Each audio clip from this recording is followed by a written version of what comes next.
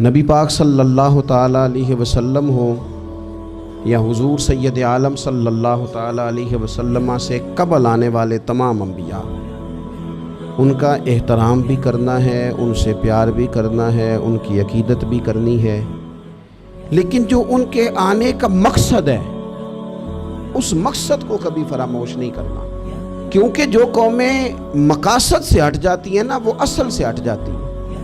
اللہ کریم نے قرآن مجید میں فرمایا وَمَا أَرْسَلْنَا مِن رَسُولٍ إِلَّا لِيُطَاعَ بِإِذْنِ اللَّهِ، اللہ نے جو رسول بھی دنیا میں بھیجا ہے نا اس لیے بھیجے ہیں کہ اللہ کے حکم سے ان کی اطاعت کی جائے۔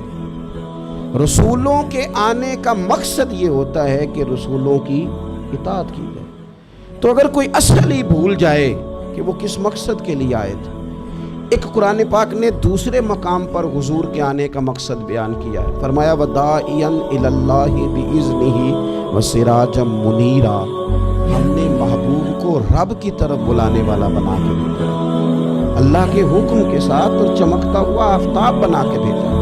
نبی پاک علیہ السلام نے ہمیں رب کا رستہ دکھایا ہے، حضور نے بتایا ہمیں، حضور نے آ کے بتایا کہ خالق بھی اللہ ہے، مالک بھی اللہ ہے، رازق بھی اللہ ہے، اور عبادت کے لائق بھی اللہ تعالیٰ ہی ہے۔ ہمیں حضور نے رب کی معرفت کے رستے پہ ڈالا ہے۔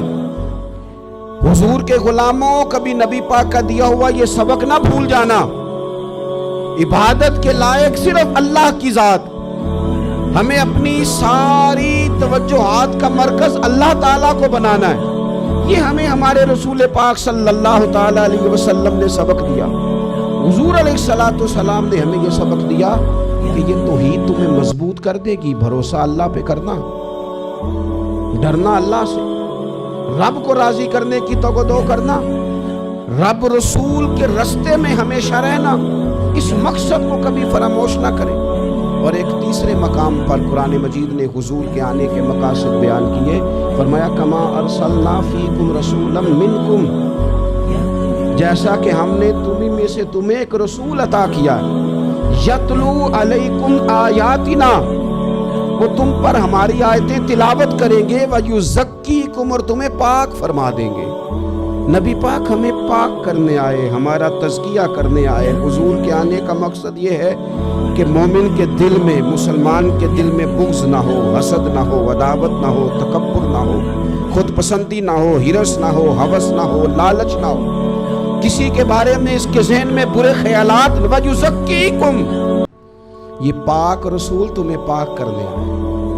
اور پھر ارشاد فرمایا وَيُعَلِّمُكُمُ الْكِتَابَ وَالْحِكْمَةَ، یہ تمہیں کتاب اور حکمت سکھانے آئے ہیں، یہ قرآن محبوب تمہارے لیے لے کے آئے ہیں، یہ میرے رسول نے تمہیں سکھایا ہے۔ حضور نے ہر جگہ قرآن سکھایا، ہر جگہ، مکے میں برستے ہوئے پتھروں کے بیچ بھی قرآن سکھایا، اور بدر میں چلتی ہوئی تلواروں کے بیچ بھی قرآن سکھایا، اور احد کے اندر جب آپ کے مقدس دانتوں سے لہو مبارک نکل رہا تھا تب بھی قرآن ہی سکھایا، تبوک میں بھی قرآن ہی پڑھتے رہے، اور فتح مکہ پر بھی میرے رسول کریم قرآن پاک کی تلاوت ہی کرتے رہے۔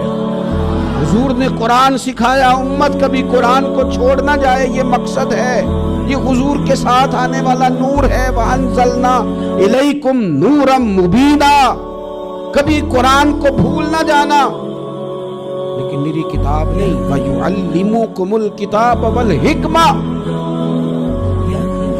تمہیں کتاب بھی سکھائیں گے اور دانائی بھی سکھائیں گے۔ زندگی جذباتی اور جوشیلے لوگوں کی طرح نہ گزار دینا، پر جس طرف جوش آیا اس طرف نہ ہو جانا، ہواؤں کے رخ کے مطابق نہ چلنا، دانائی کے ساتھ، حکمت کے ساتھ، معاملہ فہمی، بصیرت۔ کائنات کی ساری حکمتیں اگر پھوٹتی ہیں تو وہ دروازہ رسول سے خیرات لے کے پھوٹتی ہیں۔ جو فلسفیوں سے کھل نہ سکا اور نکتہ وروں سے حل نہ ہوا، وہ راز ایک طیبہ والے نے بتلا دیا چند اشاروں میں۔ نبی پاک علیہ السلام نے حکمت سکھائی، حضور سے دانائی سیکھے، حکمت سیکھے۔ وَيُعَلِّمُكُم مَّا لَمْ تَكُونُوا تَعْلَمُونَ، اور میرے محبوب تمہیں اس چیز کا علم دیتے ہیں جس کا علم تمہارے پاس نہیں تھا۔ हुजूर तो इल्म की खैरात बांटते हैं। नबी पाक अलैहिस्सलाम तो अपनी कौम को इल्म देते हैं, शऊर देते हैं। और हुजूर ने क्या फरमाया? फरमाया ये इल्म मेरी विरासत है। फरमाया जिसके साथ रब भलाई करने का इरादा करे उसे दीन की समझ अता फरमाता है। इल्म की तरफ बढ़े, शऊर की तरफ बढ़े। हमें इल्म सिखाना ये हुजूर के आने के मकासद हैं। अगर उम्मत इन मकासद को नहीं समझती, इस पर गौर नहीं करती, तवज्जो नहीं देती, तो फिर उसने उस बात को समझा नहीं जिस बात के लिए हुजूर तशरीफ लाए हैं। हमें जरा सीने खोल के, आंखें खोल के इस 12 रबीउल अव्वल शरीफ पे कम से कम कुरान पाक के इन 3 मकामात पर ही गौर कर लेना चाहिए। एक तो रसूल इसलिए आते हैं कि उनकी इताअत की जाए, और मेरे रसूल की इताअत का तो अजर ये है कि कुल इन कुंतुम तुहिब्बूनल्लाह फत्तबिऊनी युहब्बुकुमुल्लाह। फरमाया अगर तुम नबी की पैरवी करोगे तो अल्लाह के महबूब बन जाओगे, अल्लाह तुमसे प्यार करेगा।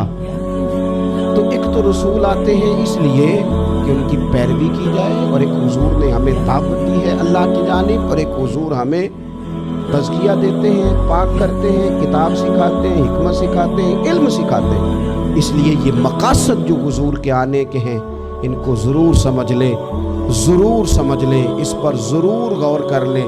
लेके पहलू में गमे उम्मत नादार आए और उम्मती कहते हुए सरकार आए।